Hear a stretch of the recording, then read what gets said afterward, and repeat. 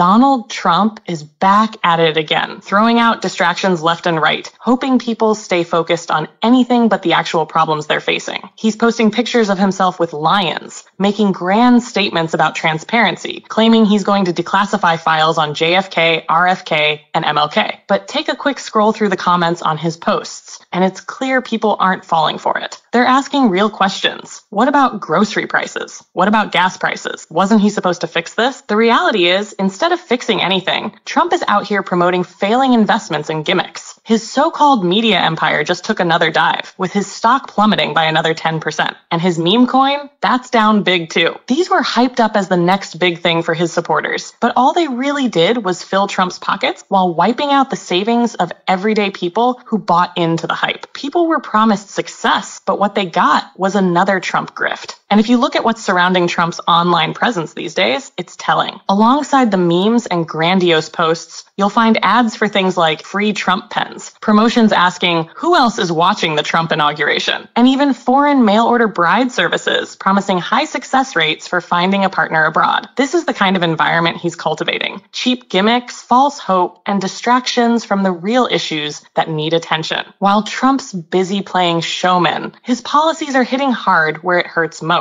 Take the rollback of support for electric vehicles. Red states, the same ones that overwhelmingly voted for him, are now at risk of losing thousands of jobs. Billions were invested into EV infrastructure in those areas, creating opportunities. But now that support is being slashed, those opportunities are drying up. Places like Nebraska, where Trump won by a landslide, are dealing with crippling labor shortages. And his solution? Mass deportations. And it's not just undocumented workers feeling the effects. These workplace raids are happening across industries, with even American citizens getting caught up in the chaos. Reports are coming in from all over, including Newark, where the mayor has spoken about innocent people being detained without warrants. Business owners, many of whom supported Trump, are suddenly realizing that these policies aren't just affecting other people, they're hitting their own bottom line. There's a restaurant owner in Nebraska, for example, who spent years posting pro-Trump content online. Now, they're pleading with people to stop calling immigration authorities because their workers are being deported and their business can't survive without them. It's a classic case of the leopard eating their own face. They supported the policies, but now that it's impacting their livelihood, they're panicking. And while all of this is happening, the Trump administration is working to control the flow of information. Public communication blackouts have been ordered across multiple government agencies. This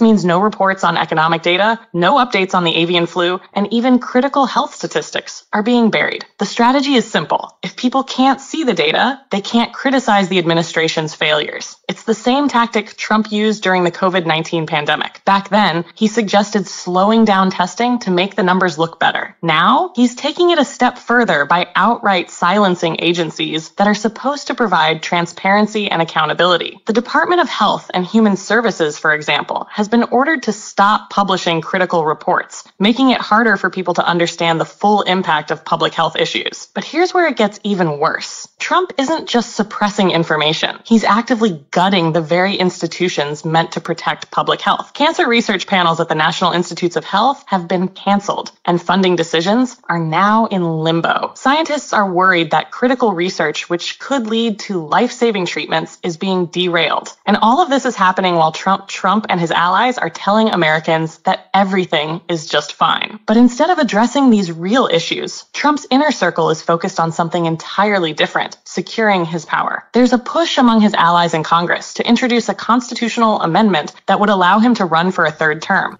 According to the 22nd Amendment, Donald Trump can only serve the next 4 years, and then he's term limited. It was a frequent argument made by Republicans challenging Trump for the nomination in the 2024 election, that he can only serve one more term. But a Republican congressman from Tennessee, Andy Ogles, just introduced a possible constitutional amendment that could allow Donald Trump to serve 3 terms, but it's unlikely to succeed.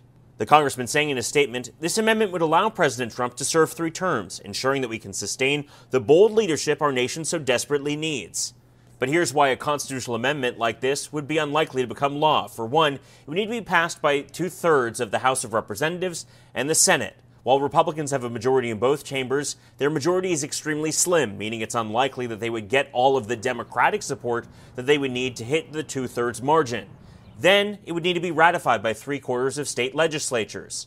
while Republicans do control more state legislatures than Democrats, it's still not unlikely fixing that inflation, this would ever not lowering healthcare costs, just making sure Trump stays in power indefinitely. And while they're busy scheming, Trump is picking fights with billionaires. He's in a public feud with Elon Musk over a supposed AI investment that Musk called out as completely fabricated. Instead of engaging with the criticism, Trump's response was his typical dismissive attitude, basically saying Musk just doesn't like one of the people involved. No real answers, no accountability, just more distractions. On the foreign policy front, Trump's big promise was that he'd end the war in Ukraine in 24 hours. Now, he's saying it's all up to Russia. A few days ago, he was talking about letting China's Xi Jinping handle the negotiations. It's clear there never was a plan, just empty promises. And when the press asks about it, his response is always the same. If he had been in charge earlier, none of this would have happened. It's all about rewriting history and avoiding responsibility. And then there's his latest wild economic proposal, suggesting that Canada should become the 51st state to avoid tariffs. This isn't some off-the-cuff remark. He's actually floated the idea in speeches as if it's a legitimate solution to economic issues. Instead of crafting thoughtful trade policies, Trump's approach is to throw out ideas that grab headlines without any real substance behind them. Meanwhile, back at home, workplace raids are escalating, and reports indicate that even American military veterans are getting caught up in the mix. The indiscriminate nature of these actions is creating chaos, with people being detained without clear legal justification. But none of this seems to bother Trump or his administration. As long as the media cycle keeps moving, the consequences don't seem to matter. But people are starting to catch on. Even some of Trump's most die-hard supporters are realizing that the things he promised, lower prices, job security, healthcare reforms, aren't materializing. Instead, all they're seeing is more chaos, more uncertainty, and more distraction. And while Trump keeps the distraction machine running, the broader conservative movement is imploding with infighting. Elon Musk and OpenAI's Sam Altman are going at each other in court, slinging accusations and lawsuits, while Trump watches from the sidelines, stoking the flames. Musk is even going so far as to post pictures of crack pipes to mock Altman, which just shows how absurd and petty these public battles have become. At the end of the day, it's all about distraction. Every post, every speech, every feud, it's all meant to keep people looking in the wrong direction. The real issues, like the cost of living, access to healthcare, and economic stability, are being ignored in favor of endless spectacle. The challenge now is cutting through the noise. It's easy to get caught up in the drama, but the focus needs to stay on what actually matters. Holding leaders accountable for their promises, demanding solutions to real problems, and staying informed despite the distractions being thrown our way. Because while Trump and his allies are busy entertaining themselves, everyday Americans are still struggling to make ends meet. They're still waiting for those promises to be kept, but instead, all they're getting is more of the same: distractions, excuses, and empty rhetoric.